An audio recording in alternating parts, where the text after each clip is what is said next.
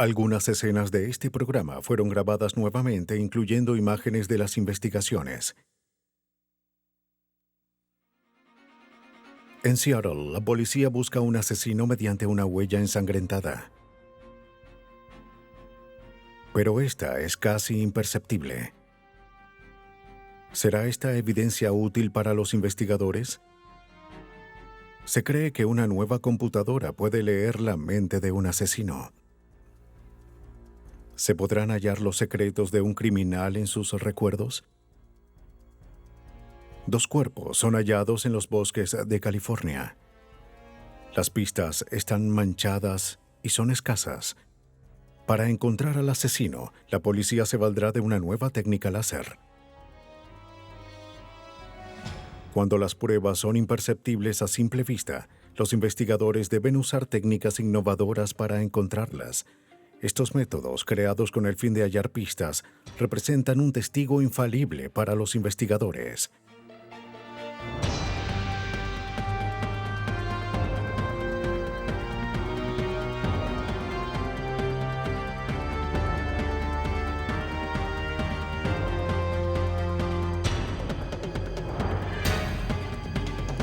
Los nuevos detectives, casos estudiados por la ciencia forense.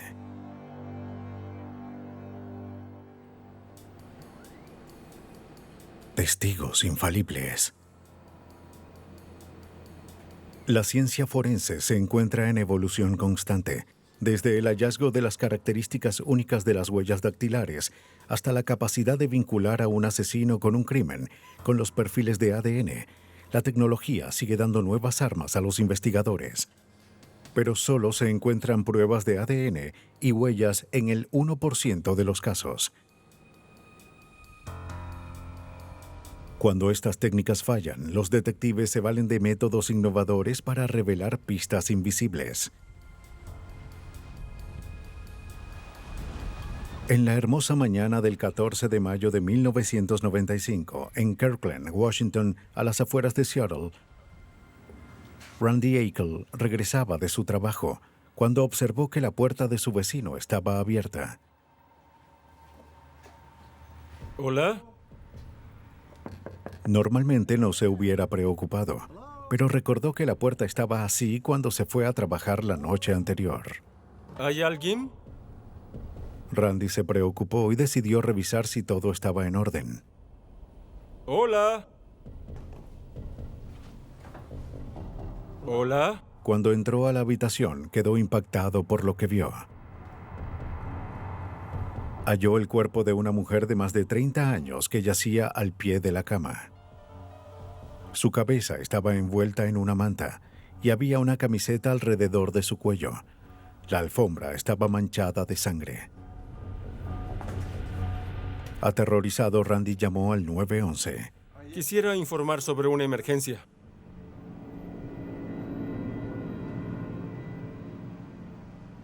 El detective T.J. Klump de la policía de Kirkland acudió a la llamada. Era el Día de la Madre en 1995, cerca de las 10:30 a.m. Me preparaba para salir con mi familia para celebrar, y justo antes recibí una llamada de la central de policía.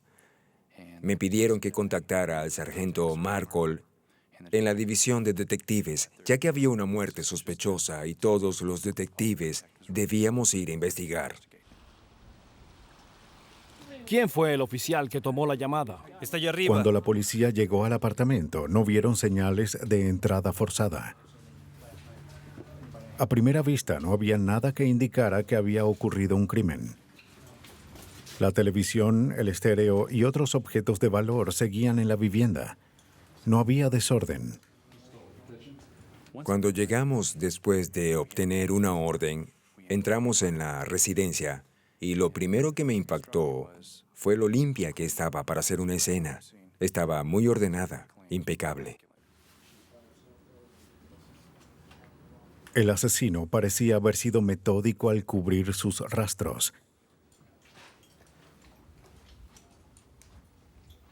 Los detectives estaban resueltos a revelar todas las pistas que pudiesen. El caso dependía de su capacidad para revelar los secretos de la escena a la luz.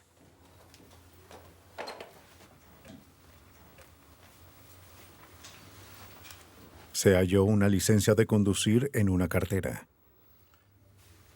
La víctima fue identificada como Dawn Ferrin, estudiante del Instituto Bíblico Luterano, quien vivía en la residencia desde hace meses. La evidencia de la autopsia, así como la temperatura del cuerpo y su estado de rigidez, indicaba que fue asesinada en las últimas 24 horas. Otros análisis indicaron que había sido atacada sexualmente, pero no se halló el ADN del responsable.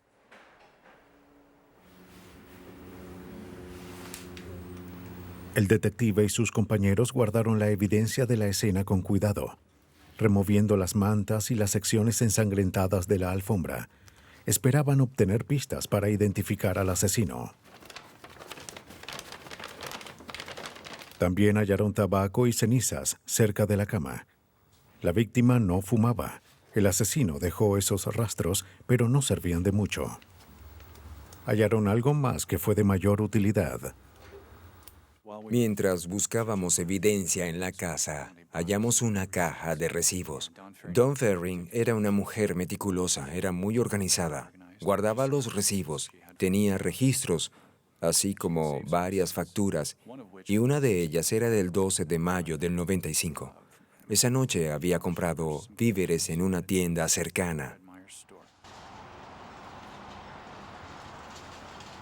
Para determinar el tiempo de la muerte de Ferrin y con quién estuvo esa noche, la policía se dirigió a la tienda que aparecía en el recibo. Sí, señor. Quiero que mire esta foto y me diga si reconoce a esta mujer. Una empleada recordó haber atendido a la víctima. Sí. Ferrin entró justo antes de cerrar, fue amigable y lucía de buen humor, y salió de la tienda sola.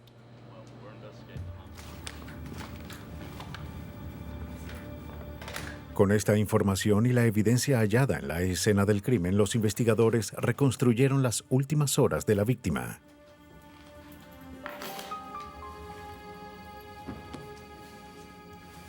Al parecer, después de salir de la tienda, antes de las 10 de la noche del 12 de mayo, fue directamente a casa y guardó los víveres. Aplicando lo que aprendía en la escuela bíblica, controlaba cada centavo que gastaba. Colocó el recibo en una caja que guardaba en el closet del pasillo. Luego horneó brownies, quizás para la celebración del Día de la Madre en la tarde siguiente. La policía cree que tardó 1 hora en preparar los brownies. Estaban cortados en un plato cerca del horno. Al reconstruir las acciones de Ferrin, los investigadores calcularon el tiempo de su muerte.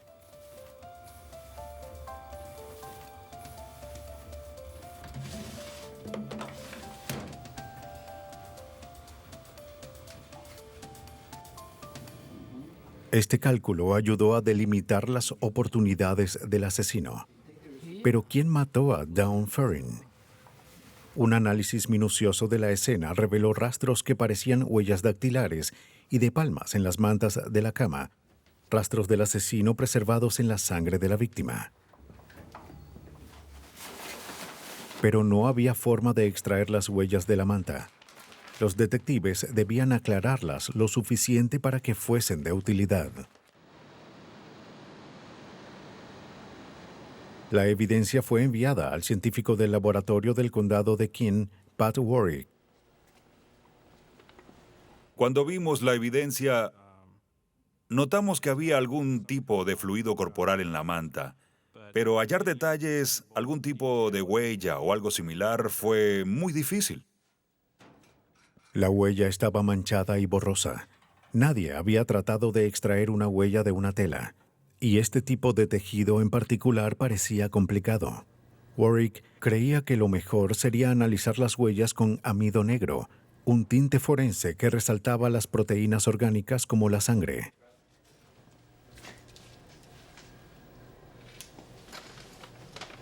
Pero el amido suele utilizarse en superficies sólidas y no porosas. Su uso en la tela podría dañar esta evidencia crucial. Warwick pidió ayuda al FBI. Pero la agencia no pudo hacer nada, además de coincidir en que el amido era la mejor opción.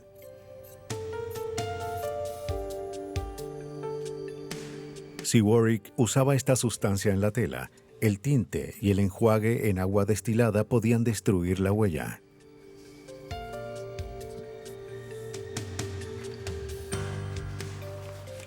Pero si el procedimiento funcionaba, Warwick estaría dando un paso gigante en el análisis forense.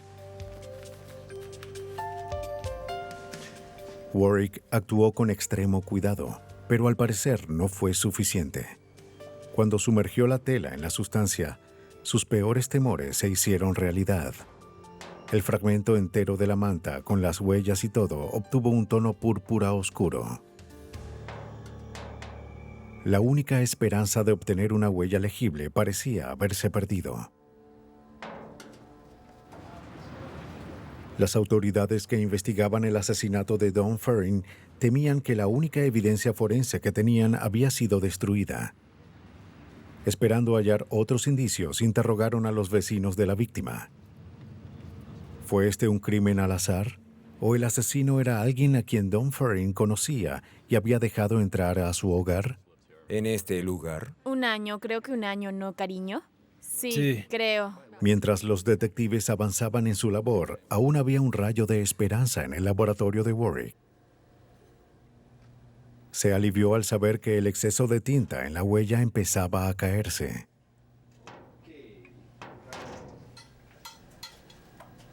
Como esperaba, el amido negro había teñido las manchas de púrpura.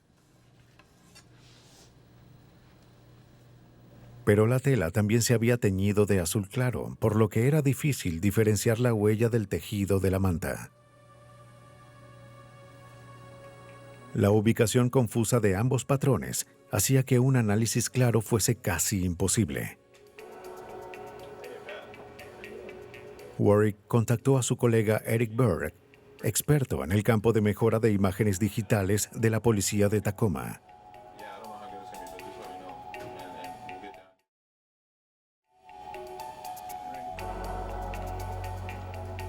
¿Podrían las computadoras y cámaras de Berg leer la huella ensangrentada e identificar al asesino? Es esta mancha. Usé amido negro. ¿Y esto? Se ve algo borroso. Berg usó una cámara digital para capturar la huella.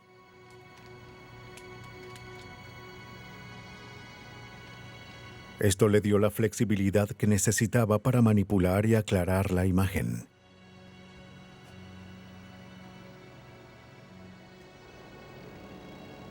Después de obtener las imágenes digitales de la huella, siguió un procedimiento estricto para analizarla. Se monitorearon las imágenes con un sistema que impedía que fuesen dañadas o alteradas.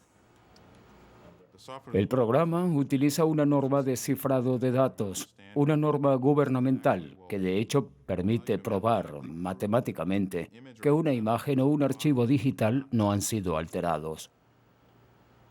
Está en progreso. Para preservar la imagen original, hizo copias con las que trabajó.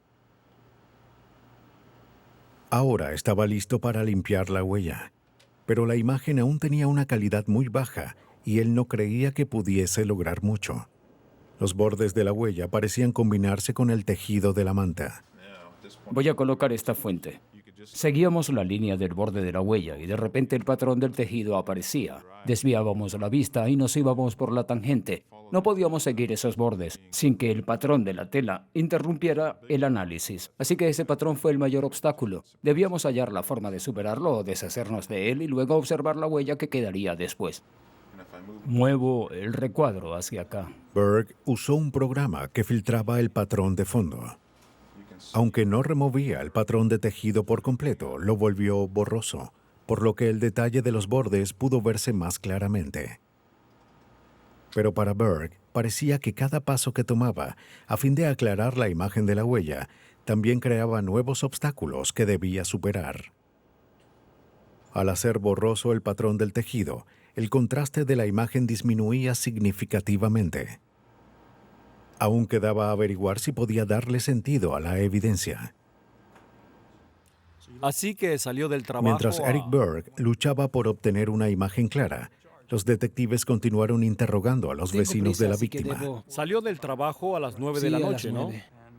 Obtuvieron los nombres y las huellas dactilares de 5 hombres que vivían cerca de ella y que habían sido arrestados.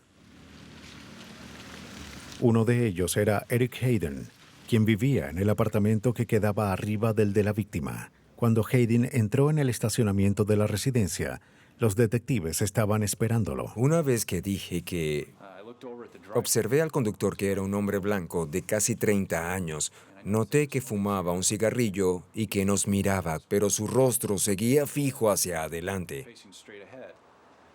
Pensé que era algo sospechoso. Hayden pasó por al lado de los oficiales sin saludarlos y entró en la residencia. ¿Es él? Sí, señor. Esperamos unos minutos, ya que quería ver si regresaba, y lo hizo. Bajó las escaleras y pasó de nuevo por nuestro lado sin mirarnos, directamente con rumbo a su auto. En ese momento le dije, disculpe, ¿es Eric Hayden? Él respondió, sí, lo soy. Le pregunté si podía hablar con él sobre esa noche y accedió.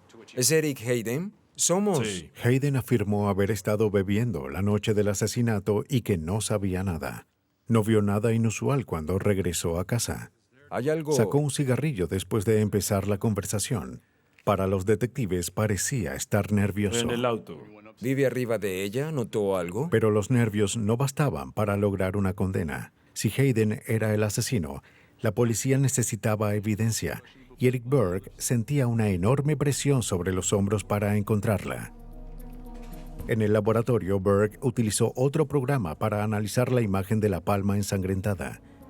Este programa aumentaba los valores tonales de los bordes, algo similar a ajustar el contraste de una pantalla.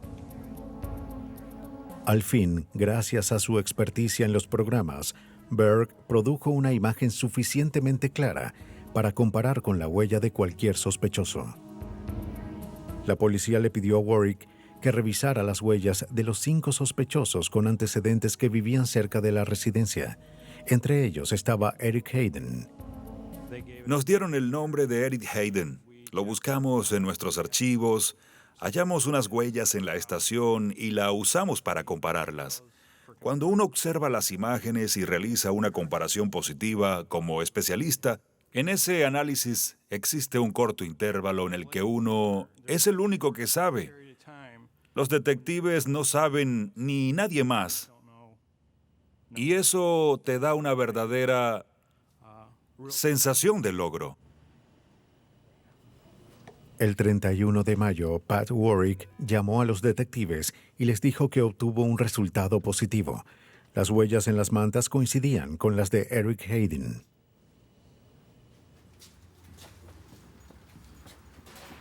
Esa misma noche, los detectives fueron a la residencia de Hayden para cumplir con la orden de arresto. ¿Quién es? ¡Policía, abre la puerta!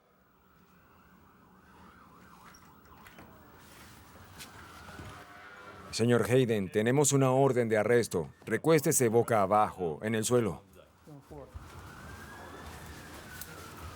Hayden fue esposado y arrestado. ¿Qué sucede? Su apartamento fue registrado minuciosamente y su novia fue interrogada. Soy el detective Klump. Fue acusado de asesinato en primer grado. Investigamos el asesinato. Después del arresto de Hayden, la policía empezó a reconstruir lo ocurrido el 12 de mayo de 1995.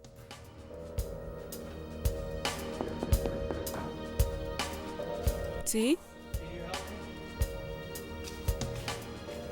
Ellos creen que Eric Hayden entró en el hogar de la víctima, quizás con una excusa falsa.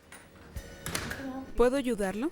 Poco después ocurrió la brutal violación y el asesinato. En algún momento, Hayden observó a Dawn mientras fumaba un cigarrillo.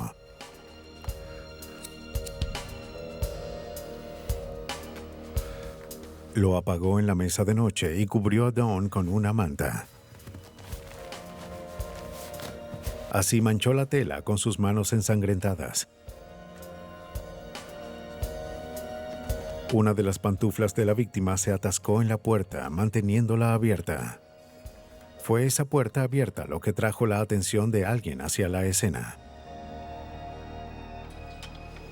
Aunque el sospechoso estaba bajo custodia y la evidencia lo vinculaba con el crimen, el detective Klump aún no había ganado el caso. Los abogados de Hayden afirmaron que la tecnología digital era muy reciente como para ser usada en un juicio. Argumentaron que las imágenes pudieron haber sido alteradas.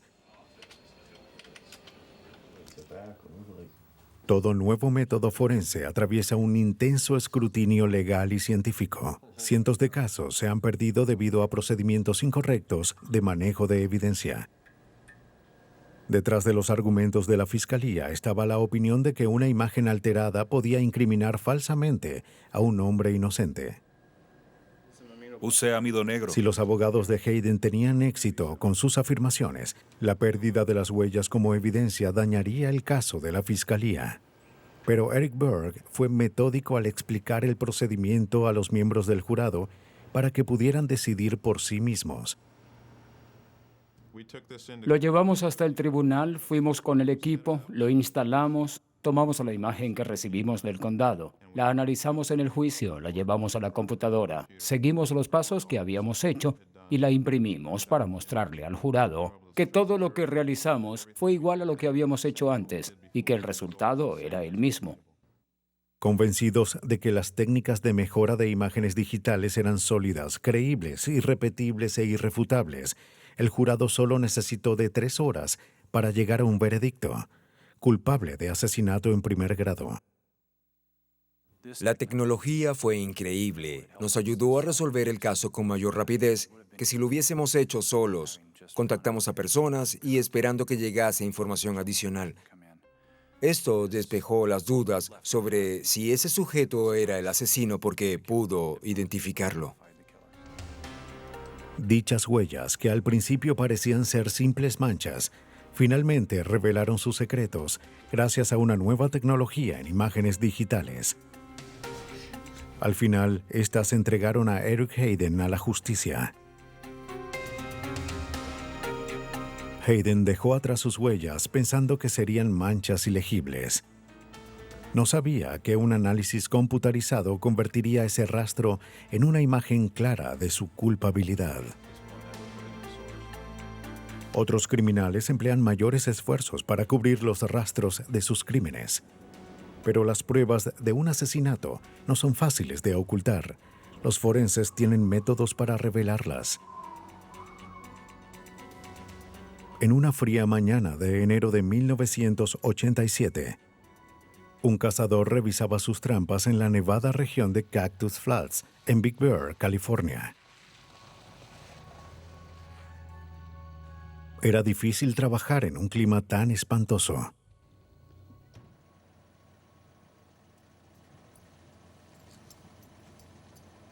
Cerca de las 11 de la mañana observó un gran objeto rectangular cubierto de una capa de nieve. En el interior del bosque yacía un colchón abandonado. El extraño hallazgo parecía inofensivo, pero cuando el cazador se acercó a revisar, hizo un macabro descubrimiento. Corrió hacia la cabina telefónica más cercana y llamó a la policía.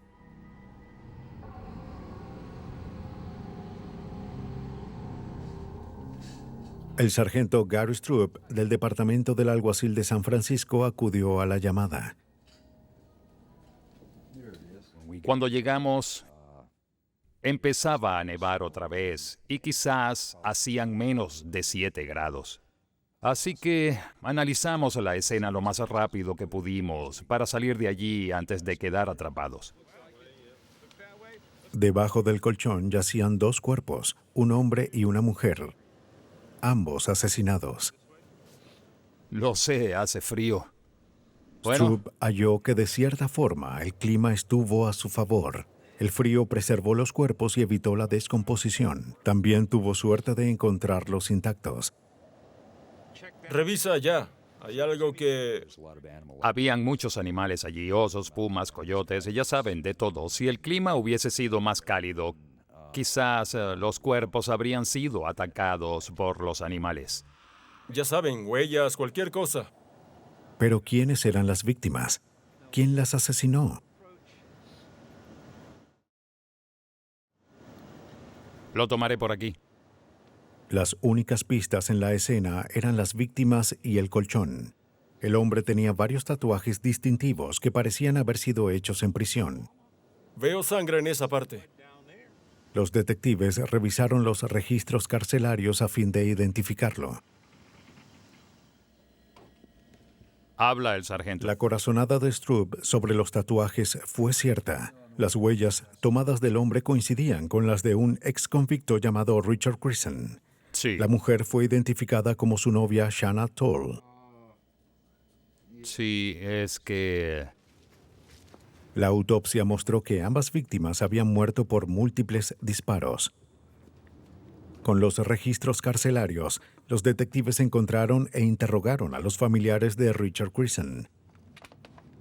El hermano de Grison declaró que Richard y Shanna habían ido a Victorville para ver a un hombre llamado Archie Woods. Son Richard y Shanna. Encontré su número y lo llamé. De acuerdo con él, Grison vendía drogas para Woods, quien era miembro de una pandilla de motociclistas. Un par de veces. Esta información, junto con el historial de Woods, lo convirtió en el sospechoso principal de los detectives. La policía fue a hablar con Archie Woods. Su casa estaba en un área apartada a 32 kilómetros de donde encontraron los cuerpos.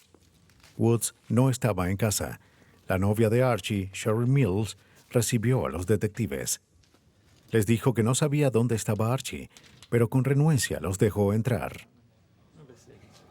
Antes de ingresar a la casa, una posible pista llamó su atención. Adelante. En el porche del frente, al lado de la puerta, hallaron dos manchas que parecían sangre. Las manchas podrían no tener importancia, o quizás eran la pista que resolvería el caso. Era muy pronto para decirlo. Los detectives esperaban hallar las respuestas adentro. Los oficiales que investigaban las muertes de Richard Grison y Shanna Toll seguían el único indicio que tenían. En la casa del traficante de drogas Archie Woods buscaron cualquier pista que pudieran encontrar. ¿A qué hora Richard y Shanna se fueron? Le dijeron a Sherry Mills, la novia de Woods, que tenían informes de que Shanna y Richard estuvieron en la casa. ¿Así que estuvieron aquí? Mills admitió que Grison y Toll habían estado allí, pero solo pasaron la noche para marcharse a otro lugar. ¿Quién estuvo? Bueno, es amigo No de tenía Richard. idea de a dónde se dirigían. Adentro de la casa, los detectives vieron otras manchas marrones que parecían sangre.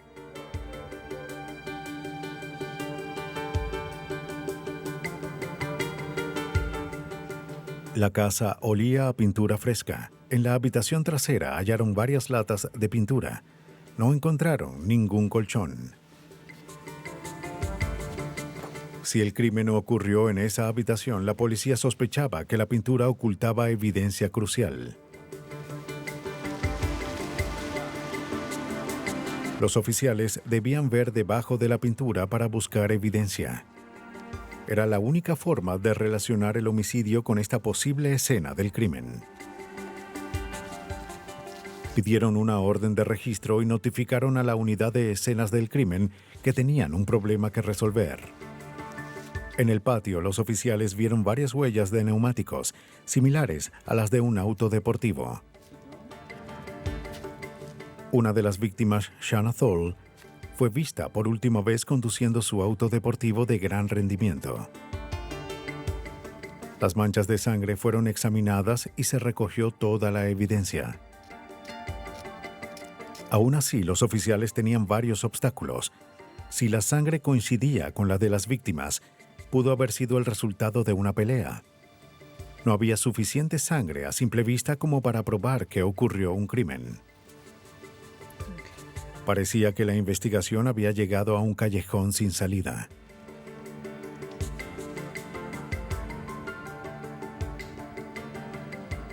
El experto forense David Stockwell, de la División de Investigación Científica, pensó que una fuente de luz alterna podía revelar la evidencia oculta detrás de la pintura.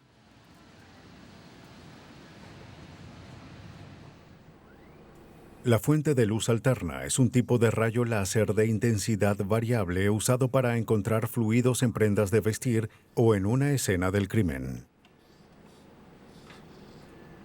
Cada fluido refleja una frecuencia de luz específica. Al ajustar la frecuencia del láser, se pueden ver pruebas invisibles.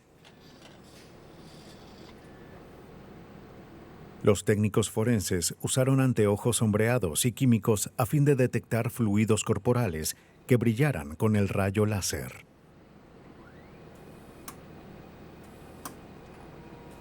En este caso, las huellas ensangrentadas son imperceptibles a simple vista.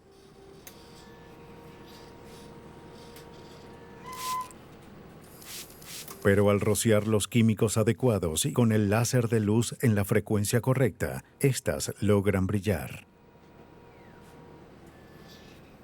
Al menos en teoría, se supone que las manchas de sangre brillarían aún bajo una capa de pintura. Pero se requería la combinación precisa de químicos, los anteojos sombreados y las frecuencias láser para penetrar la capa de pintura. La luz alterna es ideal para detectar ciertos fluidos corporales como semen, pero no suele usarse para hallar sangre, ya que ésta tiende a ser perceptible a simple vista.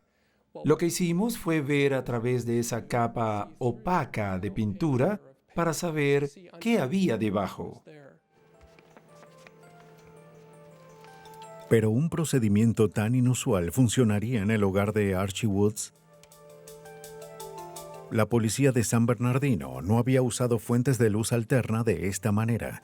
No estaba diseñada para iluminar una pared entera. Tendrían que revisar áreas pequeñas, esperando que la luz pudiera atravesar la pintura y revelara cualquier evidencia. Poco a poco tuvieron éxito. Con la luz alterna, los siniestros hechos en la casa de los Woods fueron llevados a la luz. Debajo de la pintura fresca de la pared había un amplio patrón de manchas de sangre oscura que a simple vista no se podía percibir. Esta era la evidencia que la policía buscaba. Ahora podrían analizar los patrones de manchas para determinar lo ocurrido. Como se muestra en la imagen, la sangre puede salpicar de diferentes formas en casos de violencia. Puede gotear y formar una mancha circular. El diámetro dependerá de la distancia y la cantidad de sangre caída. También puede formar líneas al usarse un objeto cortante para asestar cuchilladas al aire. Es un patrón de sangre proyectada. Pero fue una mancha distinta, aunque reveladora, la que estaba en la pared de Archie Woods. Las manchas de sangre más grandes que yo he visto en una escena del crimen son causadas por lo que llamamos hemorragia arterial. En este caso, lo que vi debajo de la pintura en las paredes era una mancha con un tamaño consistente con una hemorragia arterial.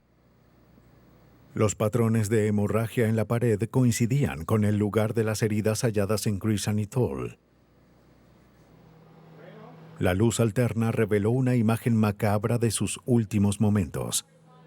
El siguiente obstáculo era cómo preservar las manchas a fin de usarlas en el tribunal. Sin pruebas irrefutables de una hemorragia arterial, la defensa podría alegar que solo había ocurrido una pelea en ese lugar, a fin de rechazar la idea de los dos asesinatos. La luz alterna había revelado la evidencia de forma gradual, pero ahora debía usarse en la pared completa a fin de obtener una fotografía.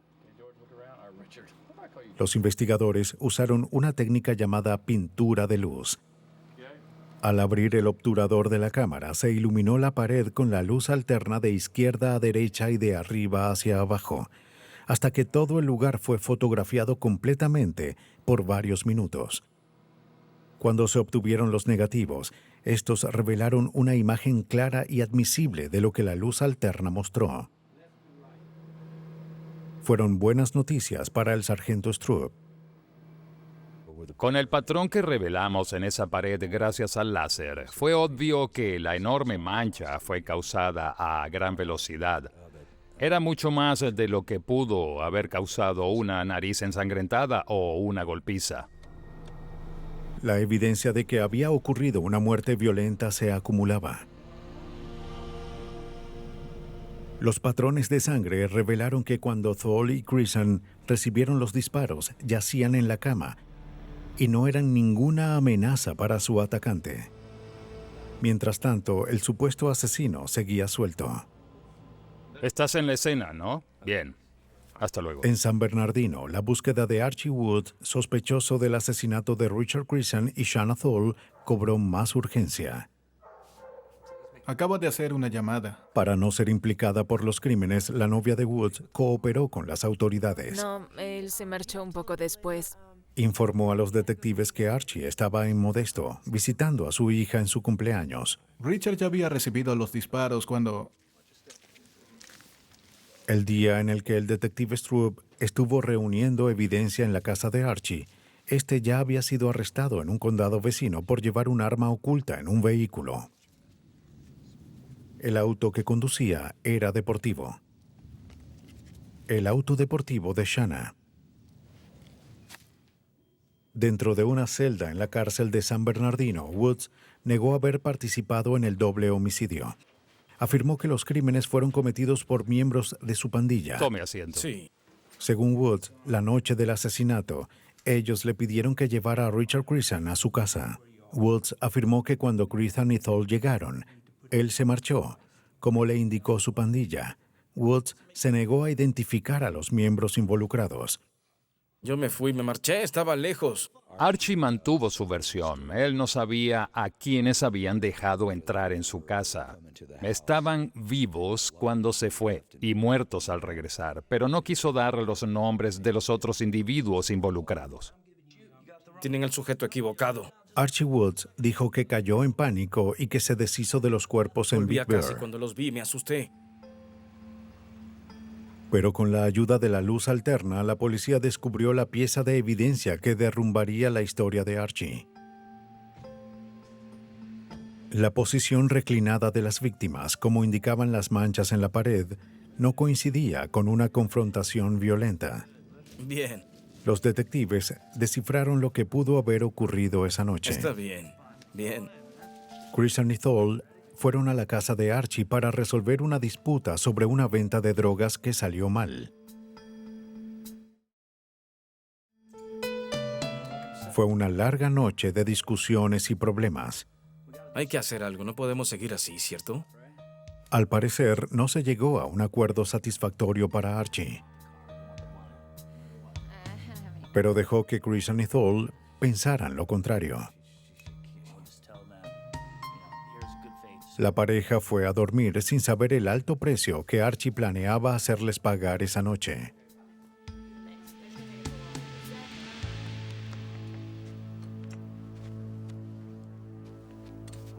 Según la policía, cuando creyó que la pareja dormía, Woods atacó a estas indefensas víctimas y les quitó la vida con varios disparos de un arma.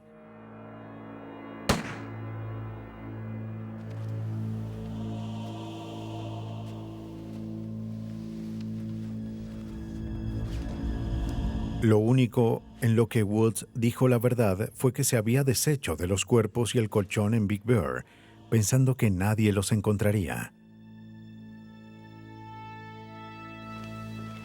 De vuelta a la casa, primero trató de limpiar la pared, pero la sangre no desaparecía. Luego cubrió la evidencia con una capa de pintura. Pero la fuente de luz alterna derrumbó sus esfuerzos para ocultar su crimen. Mostró claramente el patrón de las manchas detrás de la pintura.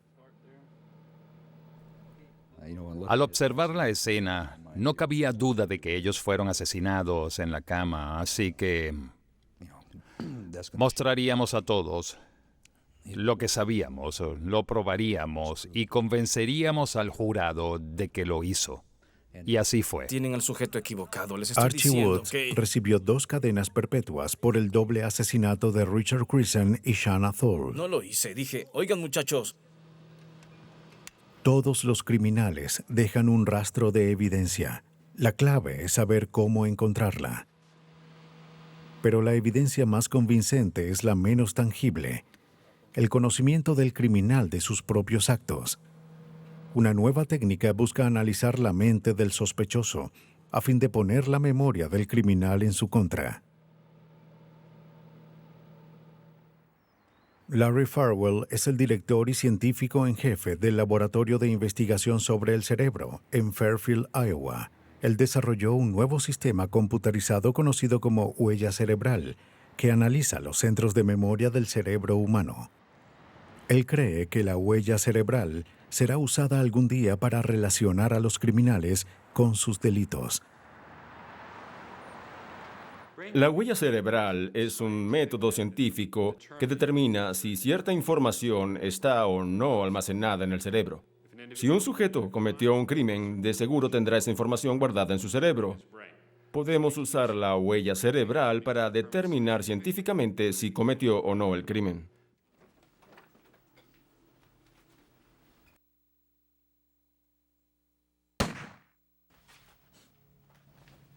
Cuando alguien comete un crimen, el cerebro almacena ese recuerdo.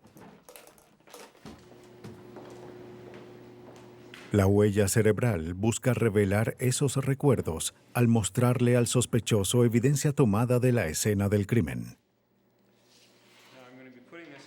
Una banda con sensores es colocada en la cabeza del sujeto.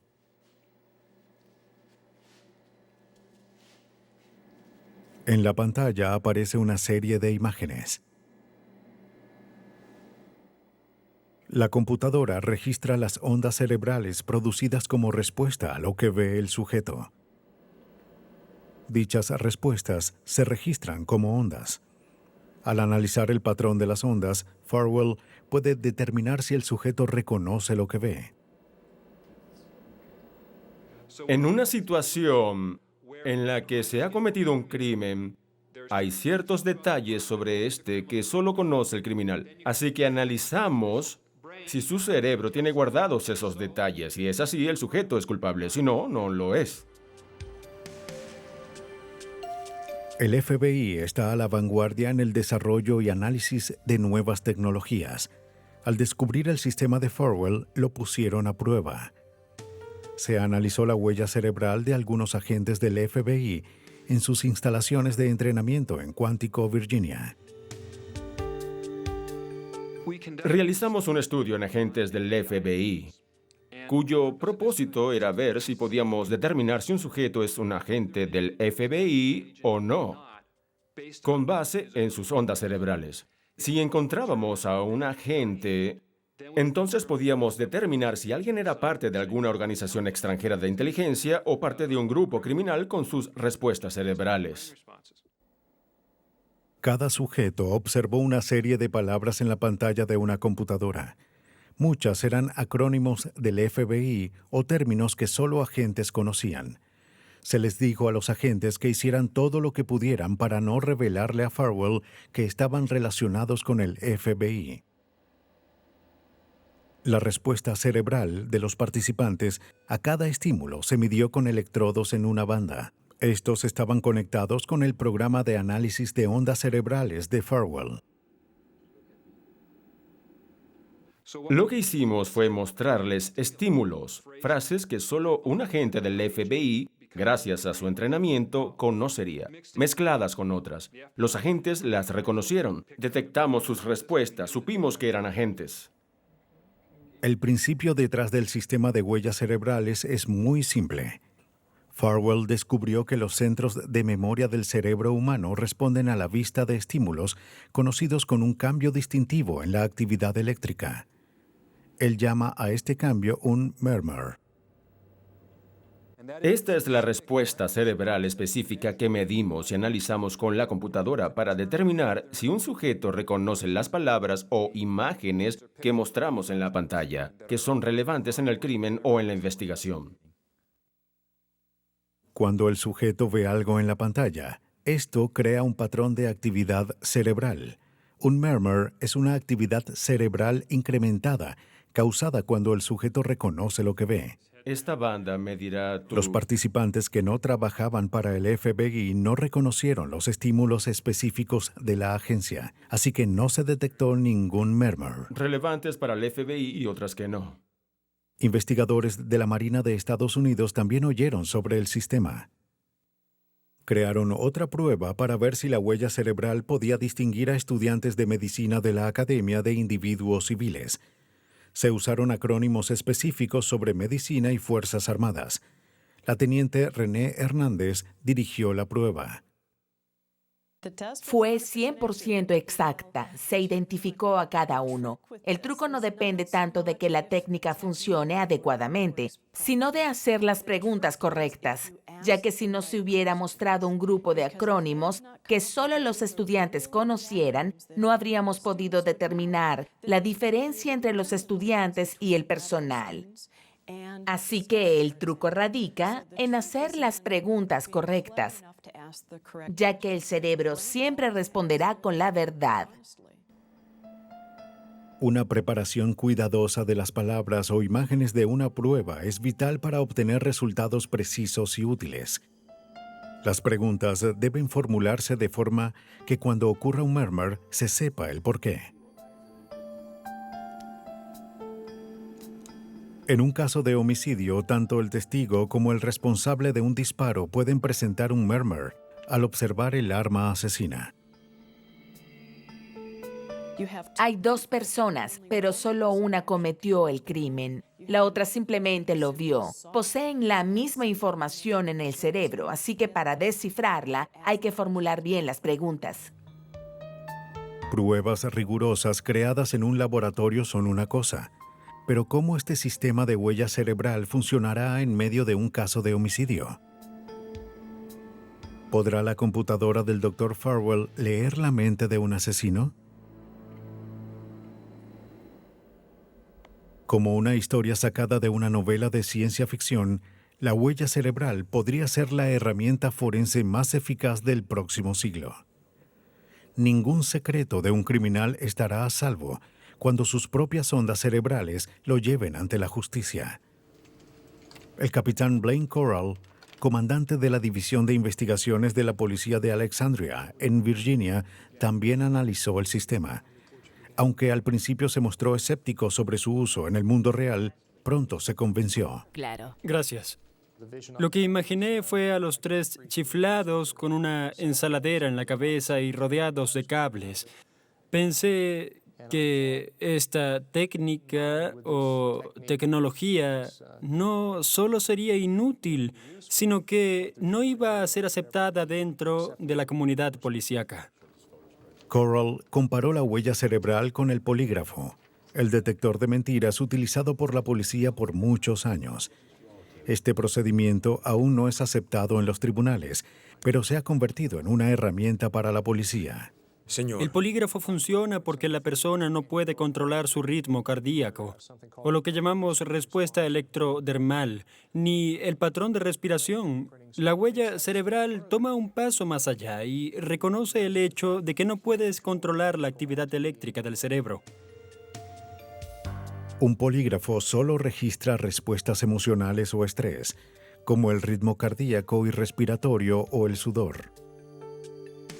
Al analizar los registros, el técnico busca discernir si un individuo dice o no la verdad con sus respuestas. Pero hay casos en los que se puede engañar al polígrafo. La huella cerebral suele ser más general. Puede identificar la presencia de información oculta en sujetos que afirman conocer o no ciertos hechos. Pero solamente revela la presencia de la información, no sus detalles. Ambas herramientas nos ayudan para el mismo fin, que es hallar la verdad sobre lo que investigamos y organizar el mejor caso para los tribunales, simplemente que actúan desde ángulos diferentes. Pero ambas pueden ser cruciales para ganar un caso. Pero aún quedan preguntas importantes sobre el uso del invento del Dr. Farwell. ¿Un murmur podrá revelar si un asesino sufría de amnesia por el alcohol o un estado psicótico cuando mató a la víctima? En esos casos podría no existir una huella cerebral después del hecho. ¿Y si después de cometer el crimen, el asesino sufrió un grave trauma cerebral? Eso fue lo que ocurrió con la persona que era el guardaespaldas de la princesa Diana. Todos creen que trata de ocultar algo. Sufrió una lesión grave y traumática, así que quizás no recuerde nada porque su cerebro no pudo guardar esa información en su memoria de largo plazo. En la mayoría de los casos, la huella cerebral de un testigo o cómplice puede revelar todo tipo de crímenes, desde espionaje a planes terroristas. Al menos eso es lo que promete esta tecnología. La huella cerebral aún no es admisible en Estados Unidos, pero es cuestión de tiempo antes de que se convierta en una herramienta de rutina. La relativamente reciente técnica de perfiles de ADN es conocida por ser tan exacta que la evidencia genética es la más aceptada. Pero tanto científicos como investigadores concuerdan en que la huella cerebral tiene un gran potencial en las investigaciones de homicidio. En una muerte por disparos donde no hay testigos, el asesino sería la única persona que posea conocimiento del crimen. Con la computadora del Dr. Farwell, el cerebro del asesino puede convertirse en testigo para la fiscalía. La tecnología brinda nuevas formas de revelar evidencia que hace unos pocos años se habría perdido por completo. Hoy los investigadores pueden ver a través de capas de pintura, obtener la huella de una palma en una manta y quizás incluso analizar la memoria de un sospechoso para hallar la verdad. No hay forma de detener el crimen por completo, pero la ciencia forense está hallando tácticas más ingeniosas para atrapar a los criminales.